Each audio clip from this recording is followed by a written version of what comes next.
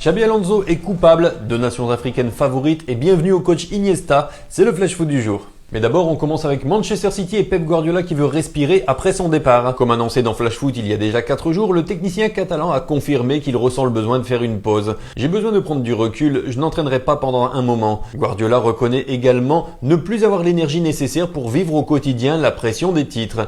Il ajoute « J'ai besoin de respirer un peu et de me détendre ». Même s'il laisse la porte ouverte à un retour futur, le coach espagnol veut désormais souffler après une décennie intense en Angleterre. Du côté du Real Madrid, les grands regrets d'Eden Hazard pour Zidane. Le Belge estime ne pas avoir assez apporté à celui qu'il considérait comme son idole de jeunesse. « Zizou, c'était mon idole quand j'étais petit. Je ne lui ai pas donné assez », a-t-il déclaré. Recruté comme une superstar après son passage à Chelsea, Hazard n'a jamais réussi à retrouver son meilleur niveau en Espagne. Les blessures ont fortement plombé son aventure madrilène et son manque de travail lors des entraînements était souvent pointé du doigt dans la presse. À Monaco, Pogba, la nouvelle promesse. Malgré une saison largement perturbée par les blessures, il veut regarder vers l'avenir.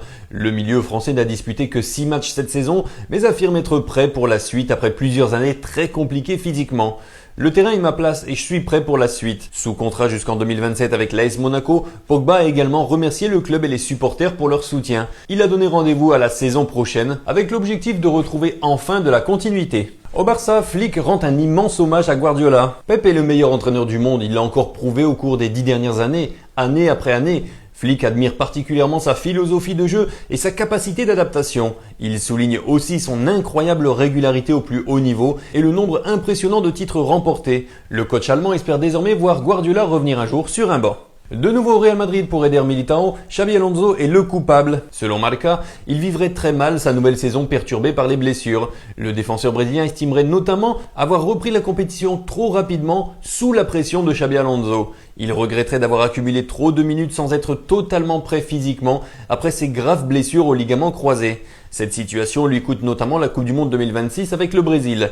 Eder Militao traverse actuellement une période particulièrement difficile sur le plan physique et mental. Aux Émirats, Andrés Iniesta lance sa carrière d'entraîneur. Il va prendre les commandes de Gulf United. Retraité depuis 2024 après ses expériences au Japon puis aux Émirats, l'ex-milieu espagnol préparait cette transition depuis plusieurs années. D'ailleurs, Iniesta n'a jamais caché son ambition de devenir coach et son rêve reste toujours de diriger un jour le FC Barcelone ou la sélection espagnole. Cette première expérience doit désormais lui permettre de façonner son style. Et sélection espagnole, De La Fuente cite le Sénégal et le Maroc parmi les favoris. Le sélectionneur espagnol estime que les 2 nations africaines ont désormais le niveau pour rivaliser avec les plus grandes sélections mondiales.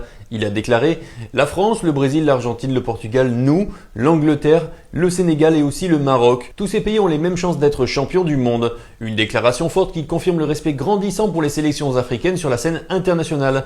Les parcours récents du Maroc et du Sénégal renforcent cette crédibilité. Merci d'avoir suivi Flash Foot, bon week-end et je vous retrouve demain pour un autre numéro.